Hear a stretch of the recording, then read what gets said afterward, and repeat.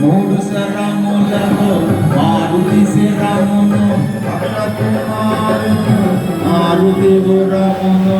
అక్షకుమారుడు బలముగా నాటగా రక్తము చిందగా గాయపరచెను ఉదయ భాస్కర సమాన తేజమున గసెను గగన మార్గమున ఇరువురి నడుమ భీకరమైన ఓరు చలనీగే ఆకాశమున అగ్నితోడా రణము సల్పెడు అక్షకుమారుని మారుతి దయగుని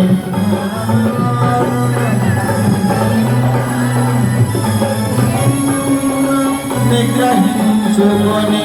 అక్షకుమారుడు అంతకంతకును అగ్నిహోత్రమున